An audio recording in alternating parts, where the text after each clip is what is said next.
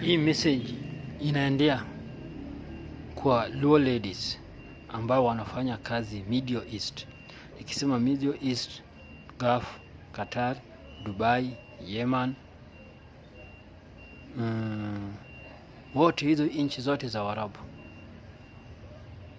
Mochup kuomu Luo lady mon joluo, nyi joluo matiyo kucho.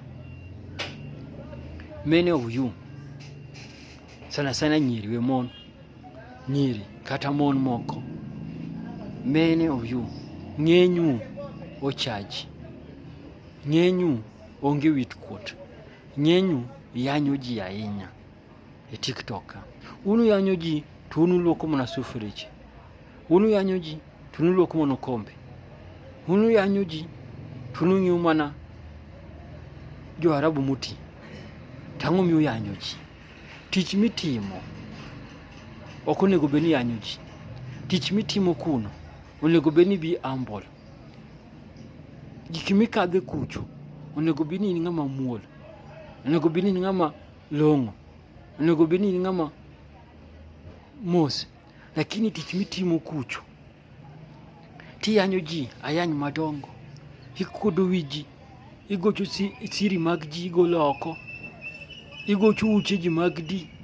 Une life yu gima ung'eyo ni en mana ng'otho, ther, chund, obot, ng'ony, oliele, ok oliele, otar, ok otar, en kama, oliele punk, oliele disco, oliele kama. Mage gik muwacho yawa ni joluo. Mage kaka mano kaka mamau gi babau nodak kodi, mano kaka babau na mamau nopuonji, mani discipline ma babau na mamau nombiyi ka. Tich mutiyo e Waarabu kucho en kata tich monego bed ni ok kata ng'ato ng'eyo. To uluoko sufria ko Arabu, uluoko kombe ko Arabu, ing'iyo nyithindo, iluoko jomadongo, iluoko mon muti, igo dasta, idhi kwa dhok, idhi kwa diek. To in ibiro yanyo ji kae ayany madongo ka ng'at tiyo tich ofis. In ibiro yanyo ji kaka ng'at tiyo tich ofis. Ibiro yanyo ji kaka ng'ama tiyo tich, ka ng'at tiyo business. Ibiro yanyo ji kae ka ng'ama riembo ndege. Ibiro yanyo ji kaka ng'ama jeshi. Ibiro yanyo ji kaka ng'ama tiyo tich maber. Ibiro yanyo ji kaka ng'ama yudo pesa mang'eny. In pesa miyudo kucho kotere koloke Kenya kae en mana 40,000, 30,000, 60,000. Ikienda sana ni 60,000. To in kore yanyo ji ka ng'ama yudo 100,000. In yanyo ji ka ng'ama yudo 200,000. Mon joluo, nyi joluo, awacho gi dholuo mondo kabinde gi kik winji na wacho ang'o. To in ka in ki mbele ni idhi translate gi, bidhi translate gi, mano onge wach. To unu uchajo machuo e TikTok, ichachuo, isa kijindi moko musani ndogo uchayo gi, ubiro golo gi duge gi ka, nikech ko initiyo ko Arabu, nikech ko in gi pesa ni moro.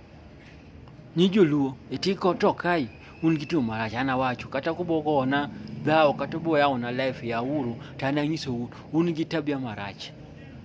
Une mung'ero goro siro mag ji e TikTok. Une mung'e yanyo ji ayany madongo dongo, nikech ko itiyo ko Arabu.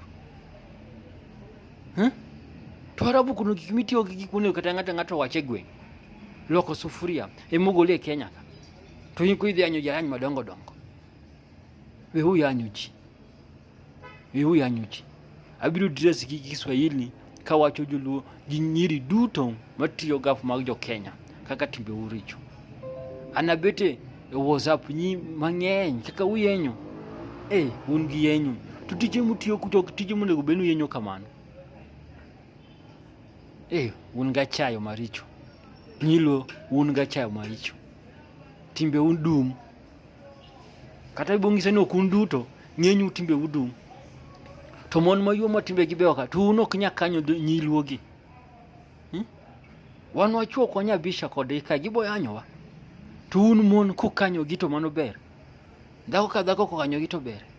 Kata gweng'u kucho, mama maduong' mama matin ka gidhaw, baba wuok donjiga, ikero gi gande gi daw chama koro donjo koro gedhogi. Mon ma e Kenya, mon mag joluo mane TikTok kama wacho ni beyo, gino gitim kamano, onego kany marichogi.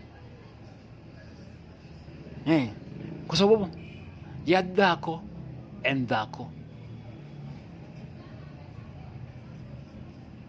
Dhako moro kayanyi ting'iso chiegi dhi deal kode, ok in idhi deal kode. Amol juo kaka utimo kamarach. In isanindo gi ng'ato, isaneno duge, isaneno duong'ne, koro ibiro poska ni mondo iyuda, ni mondo iko popular. Mon luo timbe udumo.